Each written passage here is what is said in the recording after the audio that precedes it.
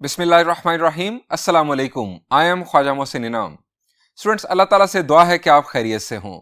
This is going to be the last lecture of exercise 6.2। आइए देखते हैं कि इस लेक्चर में क्या है। Students, this is problem number 8 of exercise 6.2। Statement is find equations of the tangents drawn from this point two this circle. Also find the points of contact.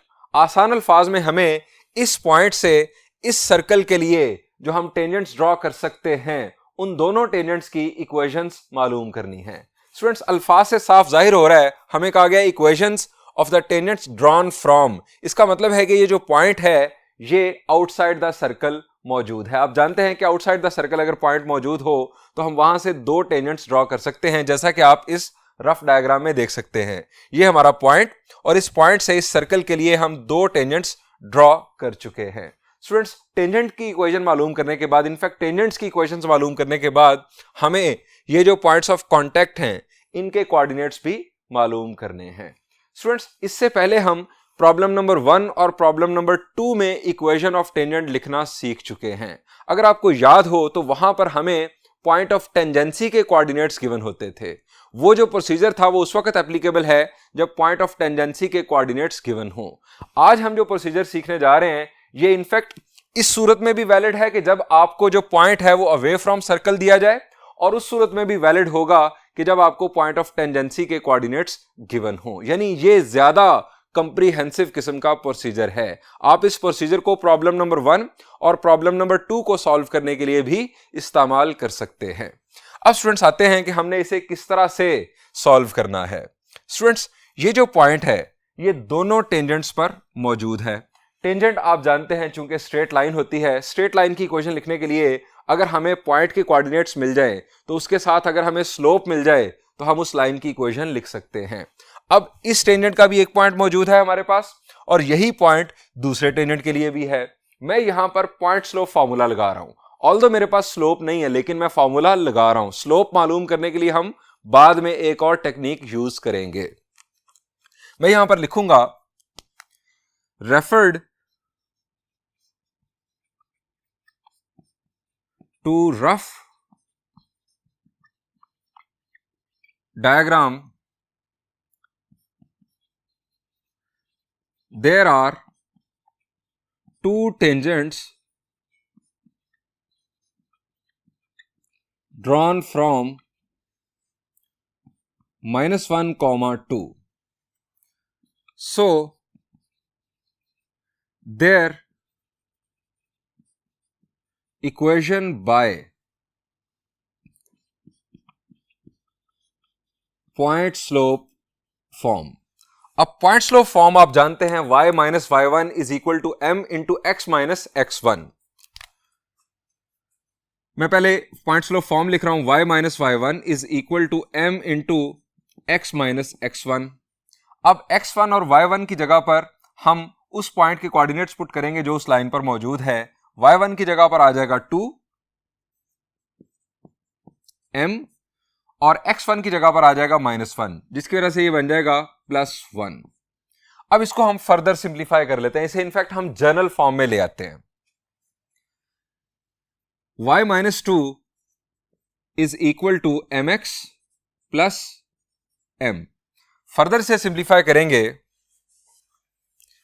mx minus y plus m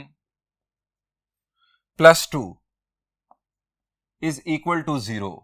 students, इसे नाम दे दें 1 का।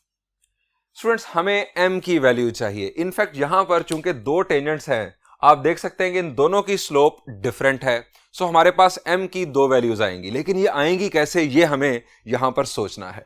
Students, हमारे पास given data क्या है? आप जरा देखें कि हमारे पास सर्कल की इक्वेशन भी गिवन है। इसका अभी तक हमने कोई यूज नहीं किया।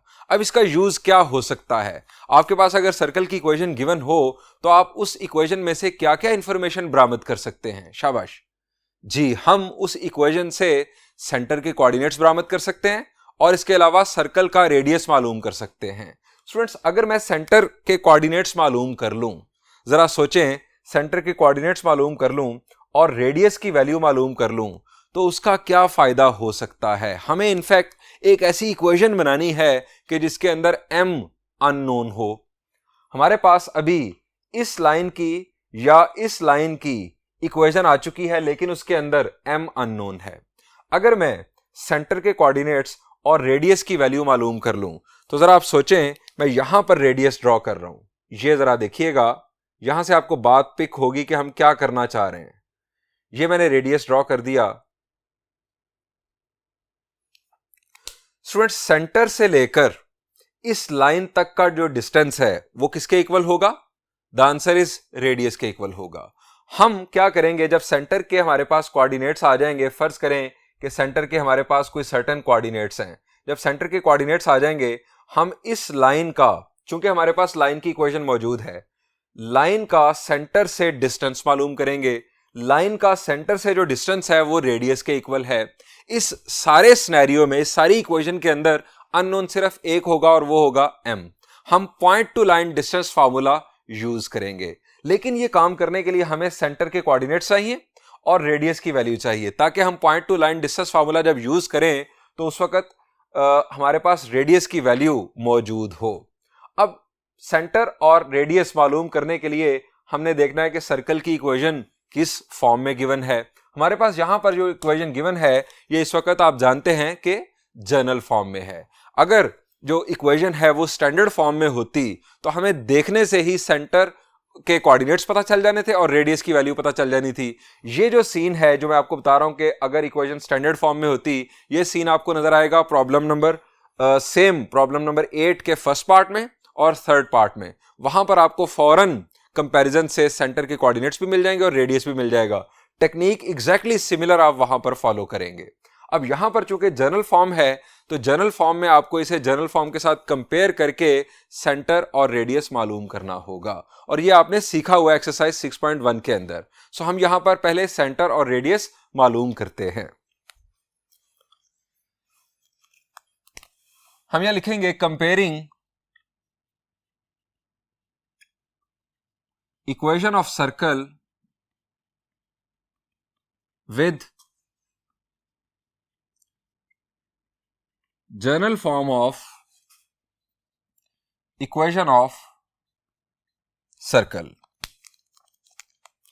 हमारे पास इक्वेशन है x square plus Y square plus 4x plus 2y is equal to 0, और जनरल फॉर्म हमारे पास होती है x square plus Y square plus 2gx plus 2fy plus c is equal to 0।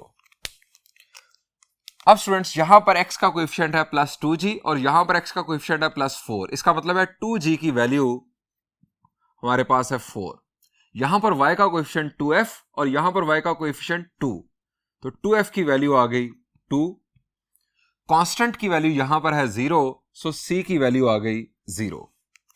यहां से स्टूडेंट्स g की value आ गई 2 और यहां से f की वैल्यू आ गई 1। अब स्टूडेंट्स हम सेंटर और रेडियस मालूम कर सकते हैं। हम यहां लिखेंगे सिंस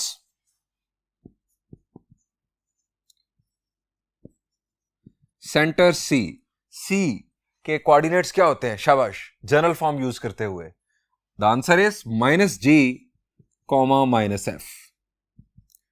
अब -g -f, ये स्टूडेंट्स आ गया हमारे पास सेंटर। अब रेडियस मालूम करना है तो हम लिखेंगे since radius is equal to r is equal to square root of g square plus f square minus c। अब इसमें वैल्यूज पुट करते हैं, square root of g square 2 का स्क्वायर प्लस f स्क्वायर 1 का स्क्वायर माइनस 0, 2 का square 4, 4 plus 1 5, square root of 5। ये students आ गई हमारे पास रेडियस की वैल्यू। अब स्टूडेंट्स हम सेंटर से लाइन तक का डिस्टेंस मालूम कर सकते हैं। सेंटर से लाइन तक का डिस्टेंस ये रेडियस के इक्वल होगा। हम यहां लिखेंगे as distance between centre and tangent is equal to radius. So अब हम यहां पर फॉर्मूला यूज करेंगे। सो अब point to line distance formula का कंसेप्ट स्टूडेंट जरा रिकॉल कर ले। Point to line distance formula का कंसेप्ट क्या था? न्यूमरेटर के अंदर आपने जो आपको लाइन की इक्वेशन गिवन है उसमें x की जगह पर पॉइंट का x कोऑर्डिनेट और y की जगह पर पॉइंट का y कोऑर्डिनेट पुट कर देना और इसकी लेनी है एब्सोल्यूट वैल्यू, और डिनोमिनेटर में square root of coefficient of x का square plus coefficient of y का स्क्वायर लाइन की इक्वेशन के अंदर। यह आपका होगा point to line distance formula. So मैं यहां पर यूज कर रहा हूं, हमारे पास ये मौजूद है लाइन की इक्वेशन यानी टेंजेंट की इक्वेशन। इसमें आप m x की जगह पर सेंटर का x कोऑर्डिनेट आप पुट कर देंगे, दैट इज -2। उसके बाद माइनस y की जगह पर पॉइंट का y कोऑर्डिनेट यानी -1। उसके बाद plus m plus 2 absolute value. चूंकि ये डिस्टेंस कैलकुलेट हो रहा है और डिस्टेंस आप जानते हैं कि हमेशा पॉजिटिव होता है, स्क्वायर रूट ऑफ x के कोएफिशिएंट का square that is m square plus y के कोएफिशिएंट का स्क्वायर दैट इज -1 का square is equal to radius. अब रेडियस की वैल्यू है हमारे पास स्क्वायर रूट ऑफ 5। अब स्टूडेंट्स हमने इस इक्वेशन को सॉल्व करना है तो हमें मिलेगी m की वैल्यू, और इनफैक्ट m की दो वैल्यूज मिलेंगी चूंकि हमारे पास दो टेंजेंट्स हैं। वो दोनों m की वैल्यूज हम जब यहां पर पुट करेंगे तो हमारे पास उन दोनों टेंजेंट्स की इक्वेशंस मुकम्मल हो जाएंगी। अब न्यूमरेटर को अगर मैं सिंप्लीफाई करूं तो ये हमारे पास आ जाएगा -2m plus m, it will be -m, minus minus plus 1 plus 2 is 3,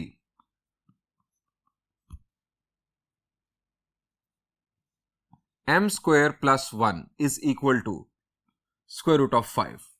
अब स्टूडेंट्स हमने इसको सॉल्व करके m की वैल्यू मालूम करनी है और आप देख रहे हैं कि यहां पर स्क्वायर रूट्स हैं। सो बड़ा ही आसान, स्क्वायरिंग बोथ साइड्स, आप स्क्वायर रूट्स कैंसिल करें, क्रॉस मल्टीप्लाई करें, आपके पास एक सिंपल इक्वेशन आ जाएगी। स्क्वायरिंग बोथ साइड्स,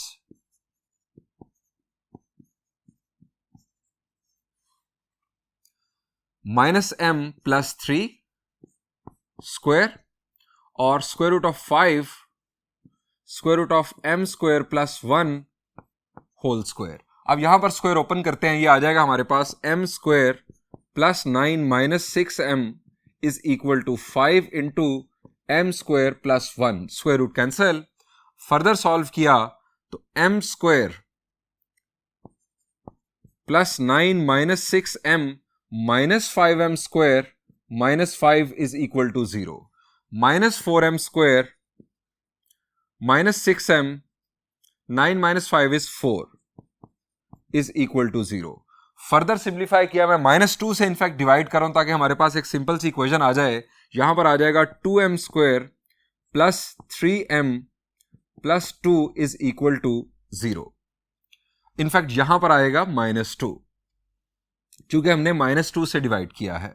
अब स्टूडेंट्स ये हमारे पास एक क्वाड्रेटिक इक्वेशन आ गई, m में क्वाड्रेटिक। अब हमें, आप जानते हैं कि जब क्वाड्रेटिक इक्वेशन मिल जाए तो हमारे जहन में फौरन आइडिया आता है कि हम इसकी मिडिल टर्म ब्रेक करने की कोशिश करें। सो हम देखते हैं कि क्या मिडिल टर्म ब्रेक हो जाती है। 2 इंटू -2 इज -4। हमें दो ऐसे नंबर्स चाहिए जिनका प्रोडक्ट -4 हो और सम या डिफरेंस +3 हो। शाबाश, सोचें जरा जी। It will B +4 -1। तो मैं यहां पर लिखूंगा 2m square plus 4m minus 1m minus 2 is equal to 0। +4 -1 ये +3 और +4 और -1 को मल्टीप्लाई करने से -4 हमें मिलता है। यहां पर आ गया 2m common m plus 2 -1 common m plus 2 is equal to 0। 2m minus 1 into m plus 2 is equal to 0। यहां से दो केसेस आ गए, 2m minus 1 is equal to 0 और m plus 2 is equal to 0। अब स्टूडेंट यहां से हमारे पास m की वैल्यू आ गई 1/2 और यहां से m की वैल्यू आ गई -2।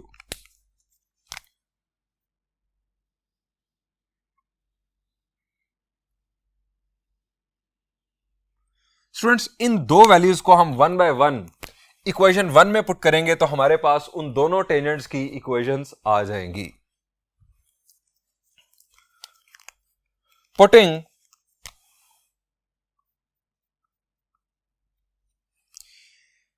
m is equal to 1 by 2 in 1. m की वैल्यू 1 by 2 मैं 1 में पुट कर रहा हूं तो हमारे पास आ गया 1 by 2 x minus y plus 1 by 2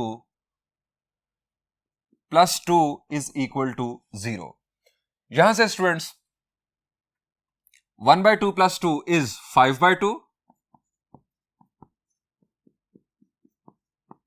और इस 2 को कैंसिल करने के लिए हम क्या कर सकते हैं, पूरी इक्वेशन को अगर हम 2 से मल्टीप्लाई कर दें तो ये डिनोमिनेटर कैंसिल हो जाएगा. यहां पर आ जाएगा x minus 2y plus 5 is equal to 0. ये स्टूडेंट्स हमारे पास एक इक्वेशन आ गई. और इसी तरह यहां पर पैरेलल में हम दूसरी इक्वेशन भी मालूम कर लेते हैं. Putting m is equal to minus 2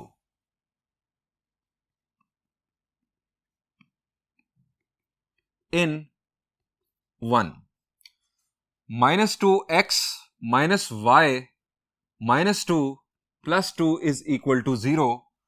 minus 2 plus 2 cancel और उसके बाद minus 2x minus y is equal to 0. Minus को कैंसिल करने के लिए मैंने माइनस से मल्टीप्लाई कर दिया माइनस 1 से, तो ये आ जाएगा 2x plus y is equal to 0. ये स्टूडेंट्स हमारे पास आ गई दूसरी इक्वेशन. अब यहां पर आप लिखते हैं these are the required equations of tangents. अब स्टूडेंट्स कुछ फर्दर यहां पर सीखते हैं. अगर आपसे कहा जाता है शुरू में कि आप टेंजेंट्स की ज्वाइंट इक्वेशंस मालूम करें तो अब आप क्या करेंगे. अगर आपको शुरू में टेंजेंट्स की ज्वाइंट इक्वेशंस मालूम करने के लिए कहा जाता, अब आपके पास दोनों टेंजेंट्स की इक्वेशंस आ चुकी हैं, अब आप क्या करेंगे. शाबाश. ये चीज हमने चैप्टर 4 की लास्ट एक्सरसाइज में सीखी थी कि जब आपके पास दो स्ट्रेट लाइंस की इक्वेशंस गिवन हो तो आप उनकी ज्वाइंट इक्वेशन कैसे बनाते हैं. स्टूडेंट्स ये भी इक्वल टू 0 है, ये भी इक्वल टू 0 है. इसका मतलब है इन दोनों का प्रोडक्ट भी इक्वल टू 0 होगा. आप इन दोनों का प्रोडक्ट कर दें, ये दोनों लेफ्ट साइड्स का आप कर दें प्रोडक्ट इक्वल टू 0. उसे सिंप्लीफाई करेंगे, आपके पास एक सेकंड डिग्री इक्वेशन आ जाएगी. वो सेकंड डिग्री इक्वेशन बुनियादी तौर पर इन दोनों टेंजेंट्स की ज्वाइंट इक्वेशन होगी. ये स्टूडेंट्स आपसे कहा जा सकता है करने को. इसके अलावा स्टूडेंट्स आपको कहा जा सकता है कि आप टेंजेंशियल डिस्टेंस भी मालूम करें. अब टेंजेंशियल डिस्टेंस कैसे मालूम किया जाता है, जहां से टेंजेंट आपने ड्रॉ किया, जो आपको गिवन पॉइंट था कि जहां से आपने टेंजेंट ड्रॉ करना था, वहां से लेकर पॉइंट ऑफ कांटेक्ट तक का डिस्टेंस, पॉइंट ऑफ टेंजेंसी तक का डिस्टेंस. और इसके लिए हमने इनफैक्ट फार्मूला ड्राइव किया हुआ है. आप उस फार्मूला को यूज करके ये टेंजेंशियल डिस्टेंस मालूम कर सकते हैं. इस बेसिकली टेंजेंशियल डिस्टेंस का ताल्लुक इस सॉल्यूशन के साथ हरगिज नहीं है. आपको यह सॉल्यूशन करने की जरूरत नहीं है. स्टूडेंट्स हमें इस प्रॉब्लम के अंदर कहा गया है कि आप पॉइंट ऑफ कांटेक्ट भी मालूम करेंगे जहां पर टेंजेंट सर्कल को टच कर रहा है, यानी पॉइंट ऑफ टेंजेंसी के कोऑर्डिनेट्स मालूम करें. अब स्टूडेंट्स हमारे पास एक टेंजेंट की इक्वेशन ये आ चुकी, दूसरे टेंजेंट की इक्वेशन ये आ चुकी. सर्कल की इक्वेशन हमारे पास मौजूद है. पॉइंट ऑफ कांटेक्ट बुनियादी तौर पर क्या है जी, ये टेंजेंट और सर्कल का पॉइंट ऑफ इंटरसेक्शन है. पॉइंट ऑफ इंटरसेक्शन मालूम करने का जनरल रूल क्या है, आपको दोनों इक्वेशंस को साइमल्टेनियसली सॉल्व करना होता है. हमने जनरली सीखा हुआ है कि जब भी आपको दो कर्व्स का पॉइंट ऑफ इंटरसेक्शन मालूम करना हो तो आप उन दोनों कर्व्स की इक्वेशंस को साइमल्टेनियसली सॉल्व कर ले. अब मैं यहां पर हेडिंग देता हूं points of contact.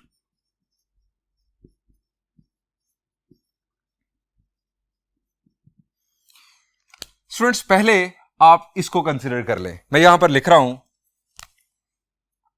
2x plus 1 is equal to 0 और दूसरी हमारे पास सर्कल की इक्वेशन थी. सर्कल है हमारे पास x square plus Y square plus 4x plus 2y is equal to 0. Students, आपने इन दो इक्वेशंस को साइमल्टेनियसली सॉल्व करना है और आपके पास आ जाएगा पॉइंट ऑफ कांटेक्ट इस टेंजेंट और इस सर्कल के दरमियान। अब करना कैसे है ये भी चीज हम सीख चुके हैं पहले एक्सरसाइज 6.2 के अंदर ही। कैसे कर सकते हैं आप यहां से जो टेंजेंट की इक्वेशन है, चूंकि ये लीनियर इक्वेशन है, अब यहां से x या y की वैल्यू, चूंकि यहां पर y की वैल्यू आसानी से निकल आएगी, y की वैल्यू होगी -2x, वो y की वैल्यू आप यहां पर पुट करेंगे, इसको सॉल्व करेंगे, आपके पास x की वैल्यू आ जाएगी। x की वैल्यू यहां पर पुट करने से आपको y की वैल्यू मिल जाएगी, या आपको एक पॉइंट ऑफ कांटेक्ट के कोऑर्डिनेट्स मिल जाएंगे। उसके बाद आप दूसरी इक्वेशन को सर्कल की इक्वेशन के साथ साइमल्टेनियसली सॉल्व करेंगे और देन दूसरा जो पॉइंट ऑफ कांटेक्ट है उसके कोऑर्डिनेट्स मालूम करेंगे। स्टूडेंट्स, ये काम चूंकि हम पहले कर चुके हैं, सो ये काम आप खुद कीजिएगा। इसके अलावा मैं आपको बता दूं कि आपके होमवर्क में इसी प्रॉब्लम के जो रिमेनिंग 2 पार्ट्स हैं वो हैं। इसके अलावा एग्जाम्पल नंबर 3, एग्जाम्पल नंबर 5 और एग्जाम्पल नंबर 7 ये भी एग्जैक्टली सेम पैटर्न पर आप सॉल्व कर सकते हैं।